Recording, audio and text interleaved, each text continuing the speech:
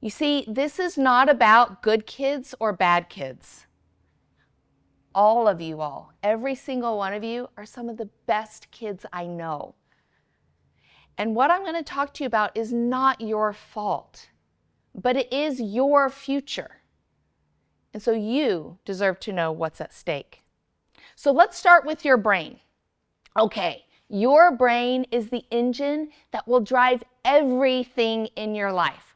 Your success, your happiness, your ability to handle difficult things. And how powerful that engine becomes depends almost entirely on what you do right now. What you do with your time during these years you're living right now are literally shaping your brain. Because your brain doesn't fully develop until around age 25, but it also doesn't develop evenly. There are certain windows of time that are the most important for construction in your brain. And if that construction doesn't happen during that window, then it doesn't happen. The first window is from birth until age 5. This is the most critical period of brain development in any human's life. Your brain is learning language, emotion. It's learning all about relationships and developing the ability to connect with people. That all gets laid down in those first 5 years.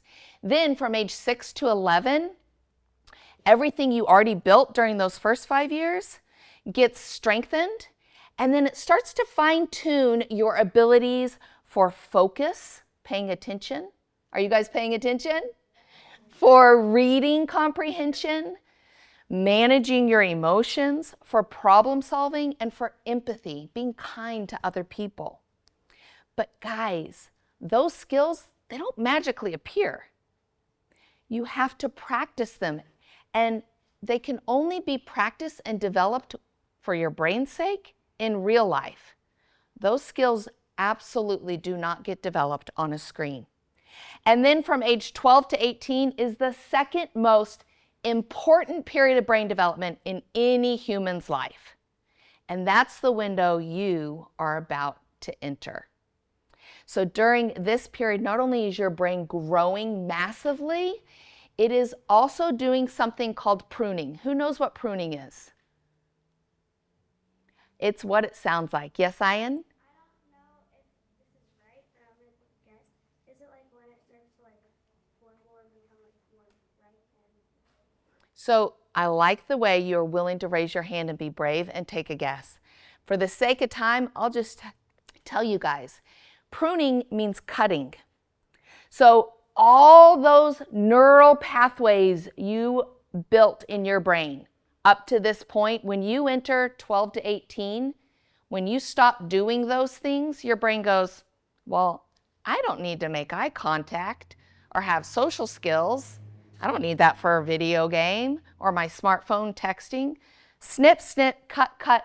Throw those abilities away. Use it or lose it. It's not a slogan. It's brain science. Guys, what you do with your time right now is literally building or failing to build the brain you will have for the rest of your life. Now, this is something quite interesting, but also just really sad. For the first time since we started measuring cognitive ability, that's test how smart kids are, and we've been doing it since the 1800s. For the first time since we began, kids are now scoring lower on cognitive tests than their parents did at the same age. Every generation before scored higher than their parents. Why? More education, better resources.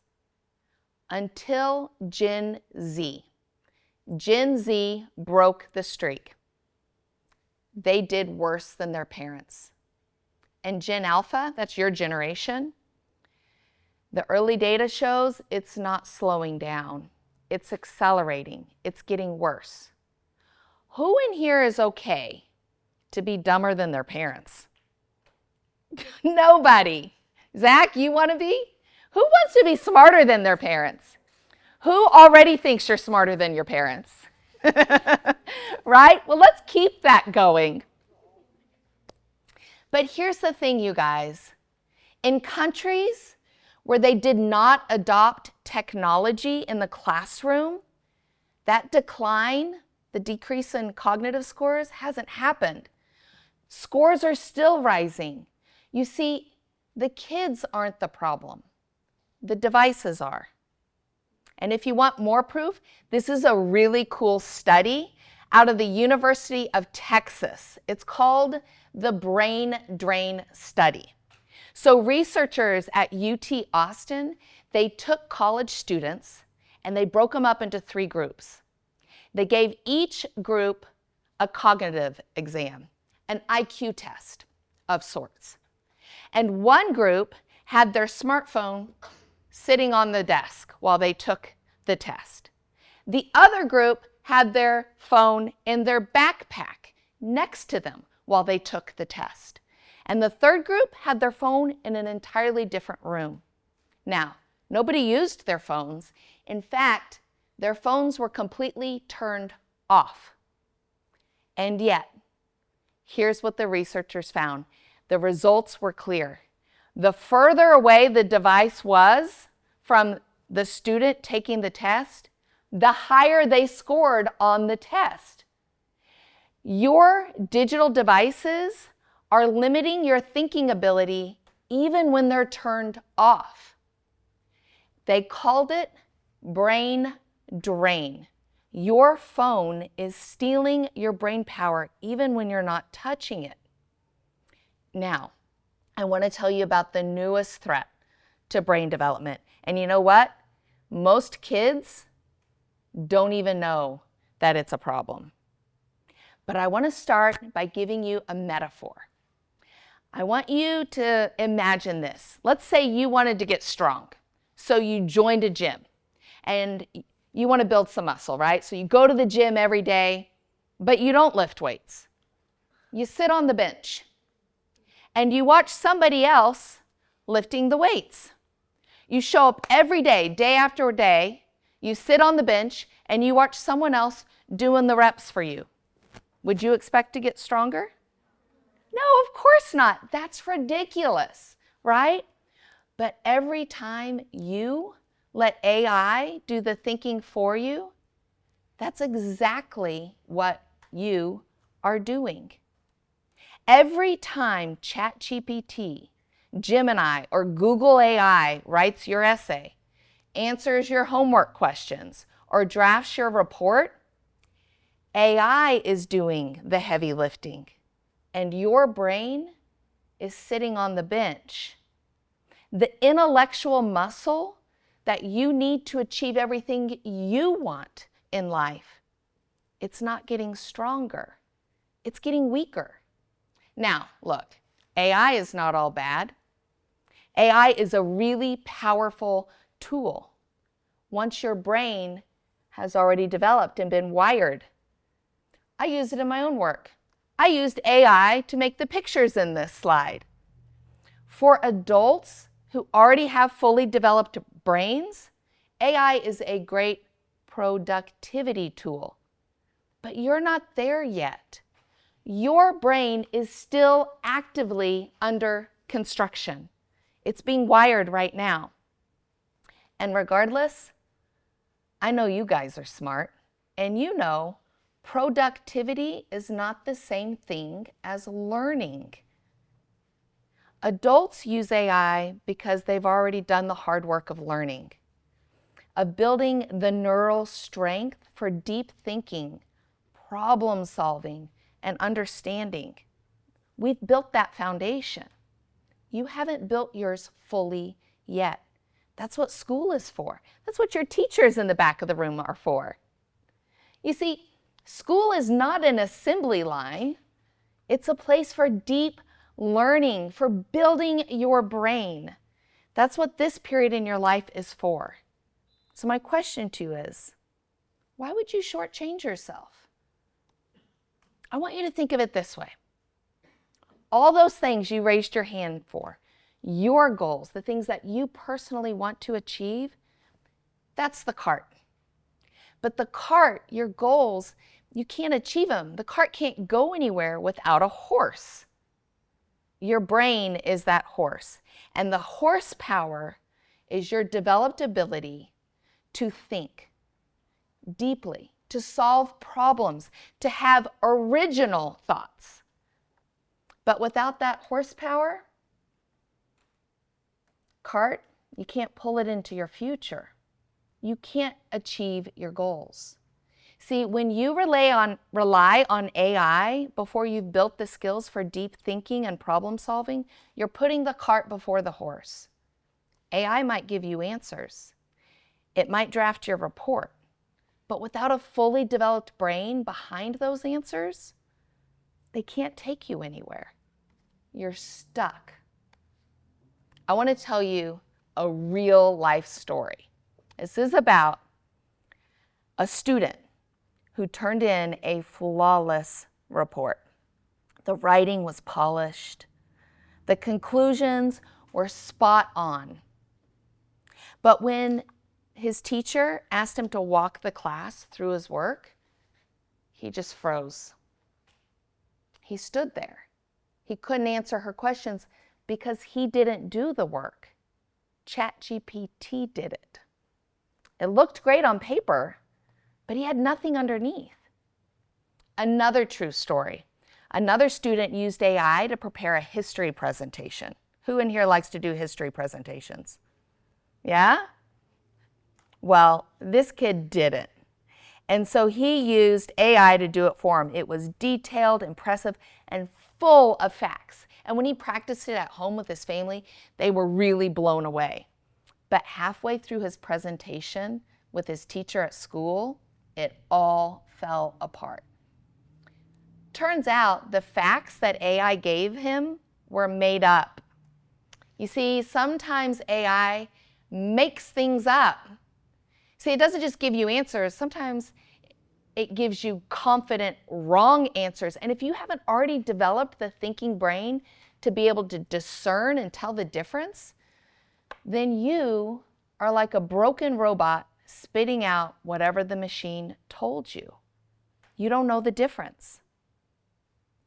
And this, if you take nothing else away, is really important. Do I have your attention?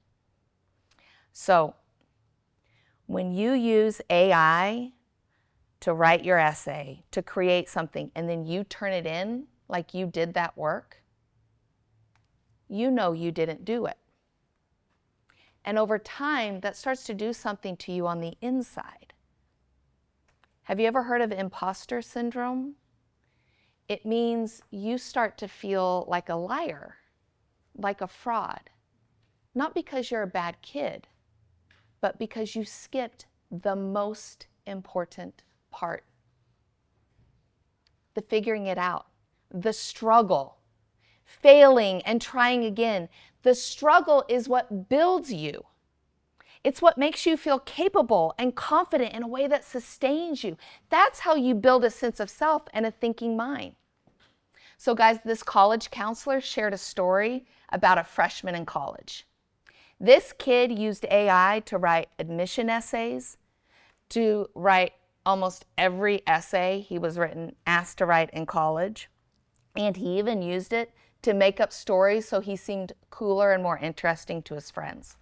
So by spring, he had a GPA and a personality built almost entirely on AI output. But he wasn't happy. And when this counselor asked him, "What are you passionate about? What moves you?" he just froze. He stared at her. He didn't know because he couldn't see past the next prompt. Y'all, identity is not something you download. It's something you forge through struggle, through effort, through honest self-reflection. What you practice is what your brain becomes. And when you use AI, you are practicing not thinking. You are limiting yourself. Okay, so I want to zoom out from AI for a little bit because it's part of a much bigger picture that involves every interactive screen in your life, whether it's your smartphone, an iPad, a smartwatch, your computer when you're not using it for homework. It includes video games, social media, YouTube Shorts, the endless scroll, all of it, right? Have you ever wondered why it's so hard to put these devices down? Have you ever noticed that sometimes you pick it up without even realizing it, without intending to? I want to tell you something. It is not because you are weak.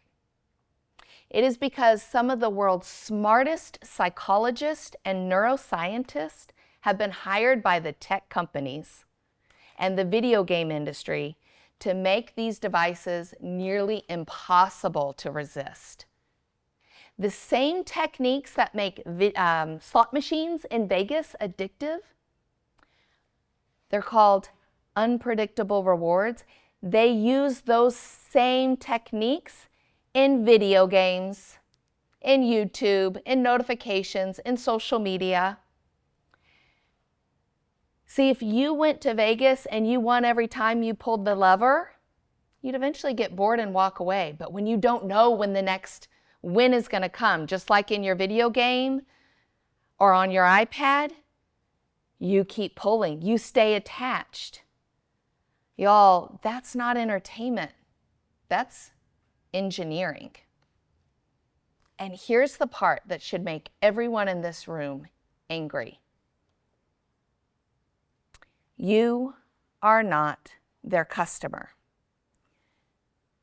You, each and every one of you, precious, amazing young humans, you are what they are selling. You see, YouTube, Instagram, TikTok, Snapchat, they're free because their customer is the advertisers. The product they're selling is you. They're selling your time, your attention, your childhood, and your data. That's why it's free. You are what's being sold. Last year, those 4 companies alone, they made over $100 billion by selling access to you. And they do it by stealing your real life in the real world. And to capture more of your time, they hire neuroscientists from real addiction research labs. Get this, a brain scientist at UC Berkeley shared how the tech companies had offered her 4 times her salary to go work for them, to take what she's learned about how addiction works and put that into their products and their digital media to get you addicted. That's who's on the other side of your screen. So I want to explain to you what makes these devices so addictive.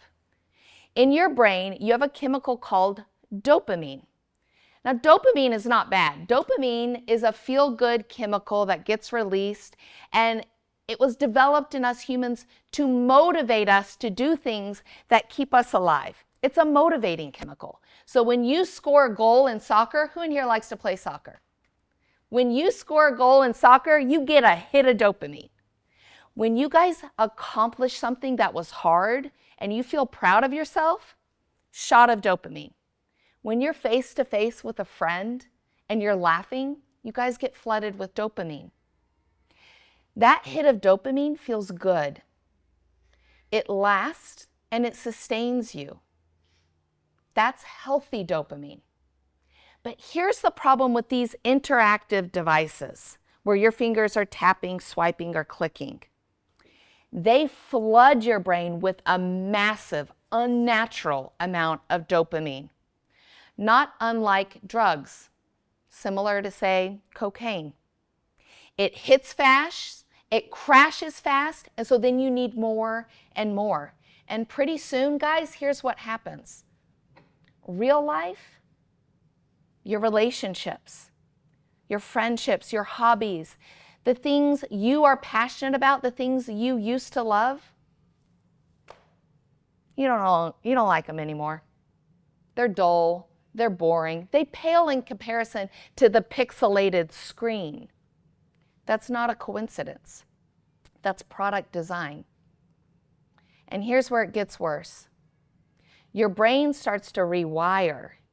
So now that just seeing your iPad, just seeing your video game console, just seeing your smartphone triggers that dopamine. Well, that's no longer a reward.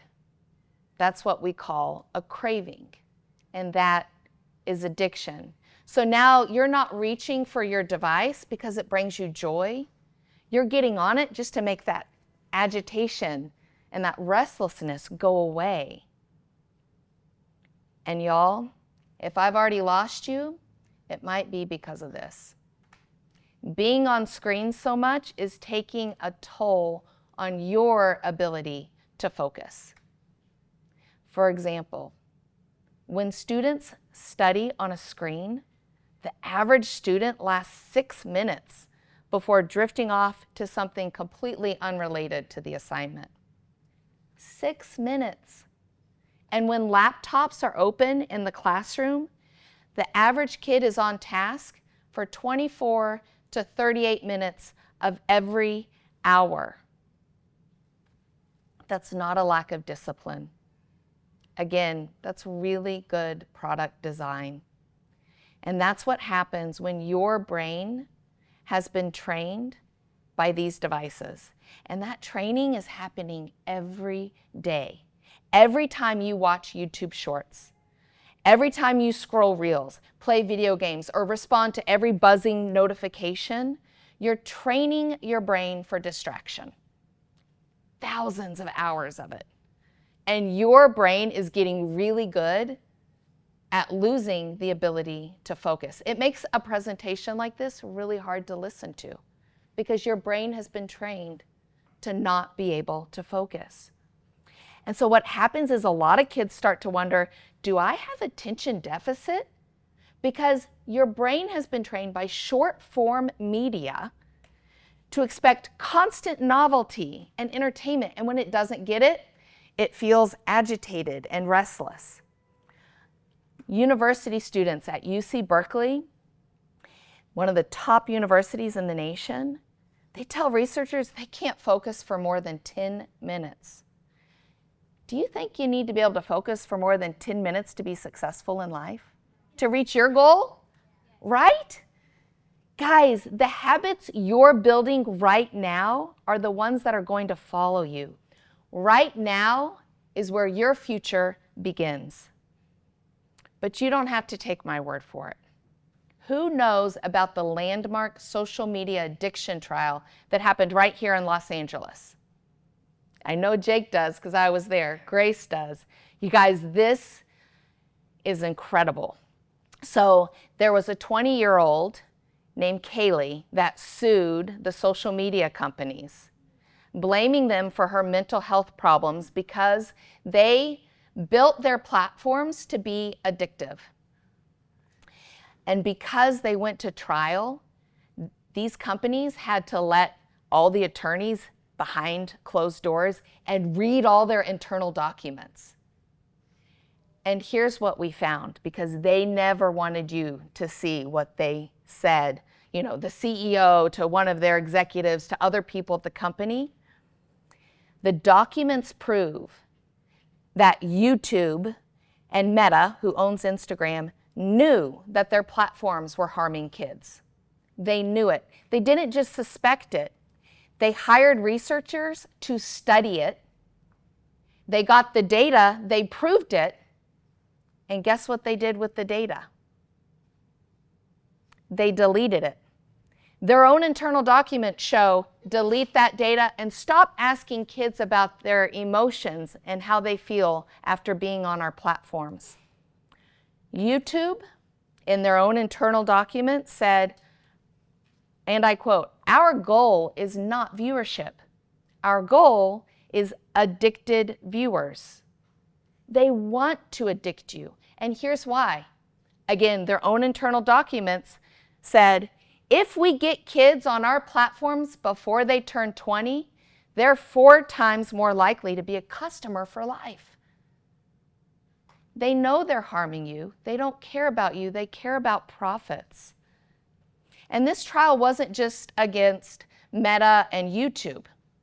It was also against Snapchat and TikTok, but those 2 companies settled. They paid to make it go away because they didn't want you to see their internal documents. And that kind of says everything.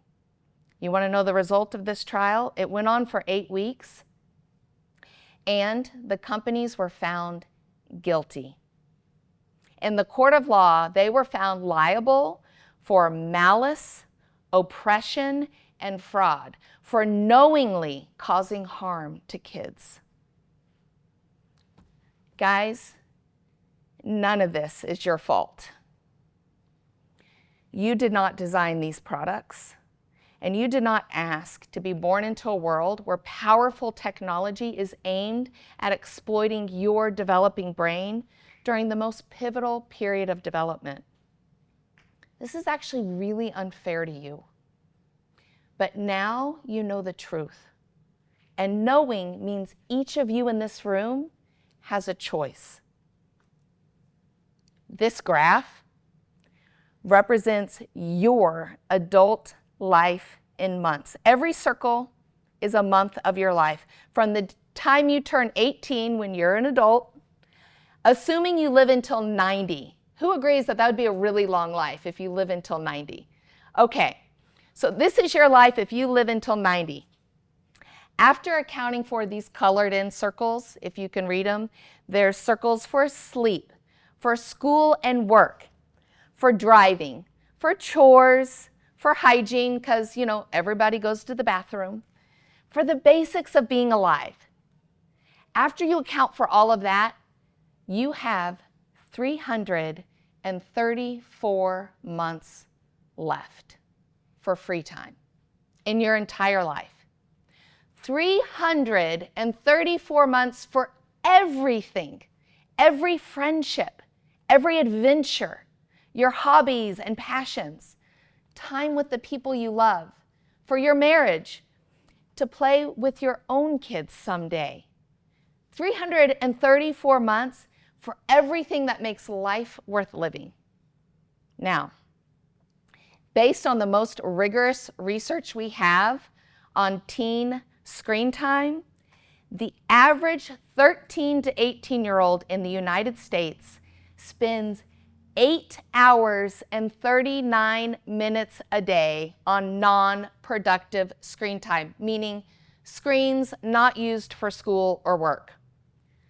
Guys, that's over 56 hours a week. That's more than your parents' full-time job. And that's the average, which means half of the teens are spending more than that.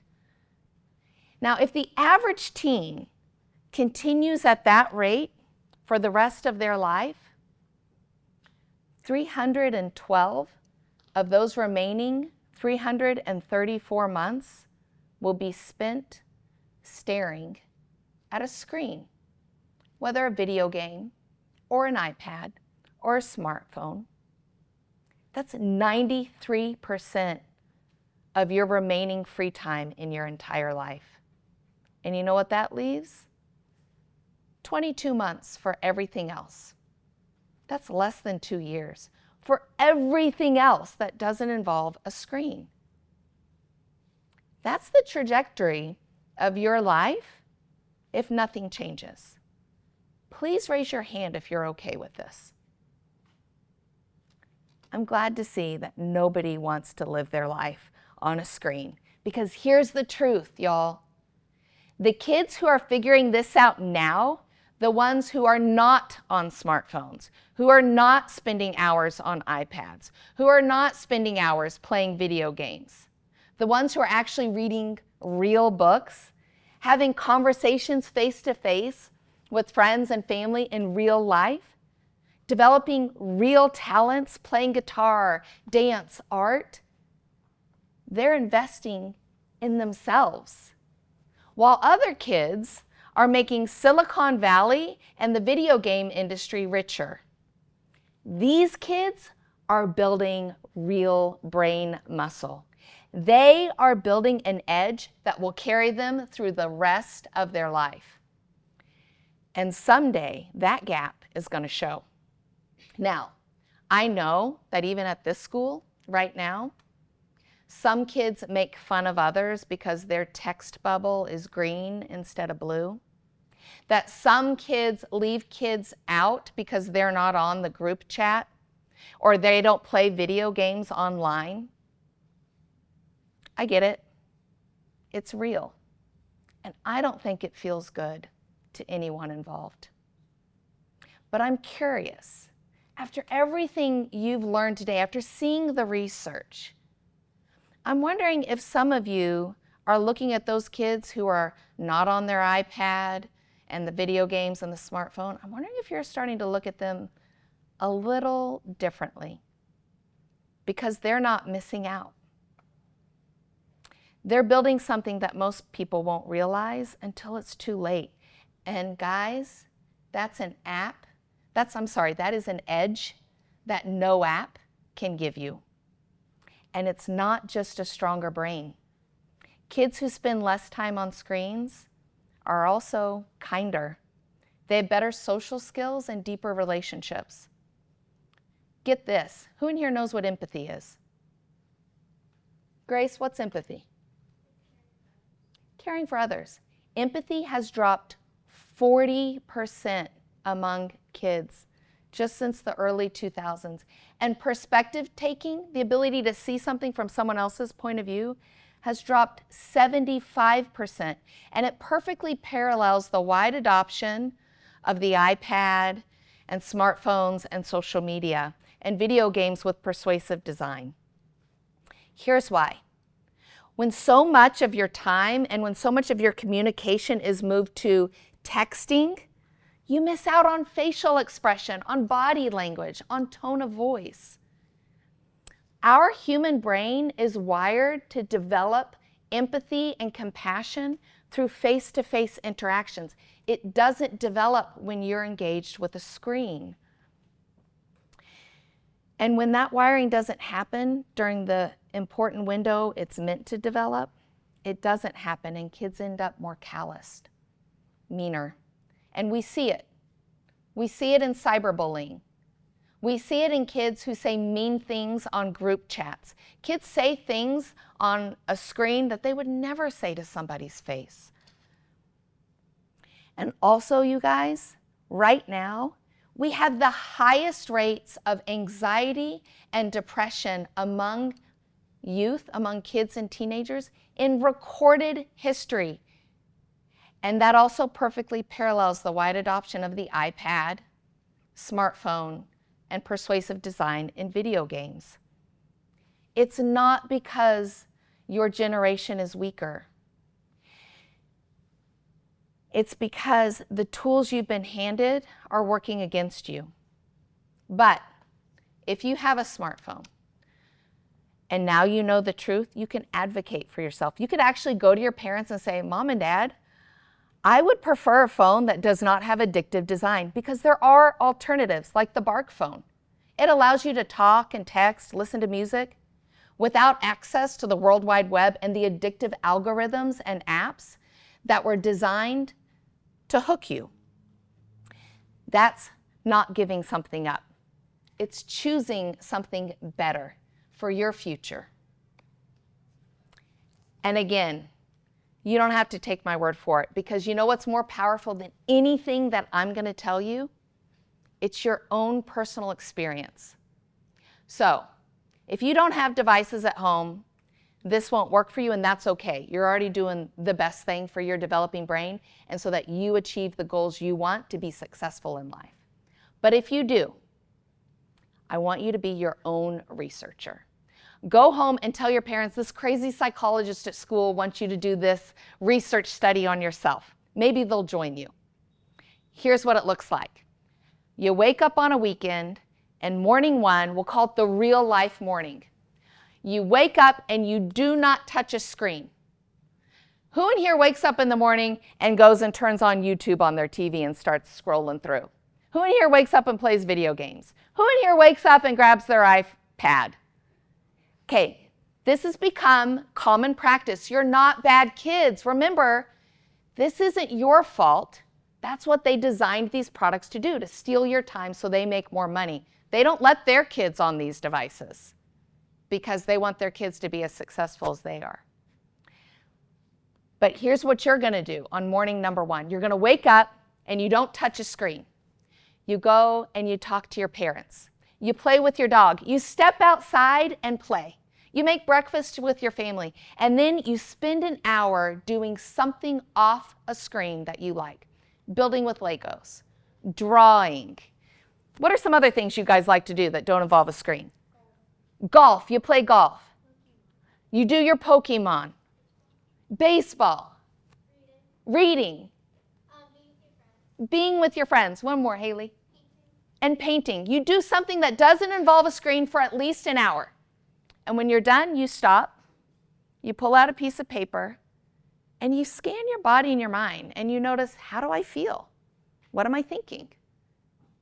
What version of me is here right now? And you write it down.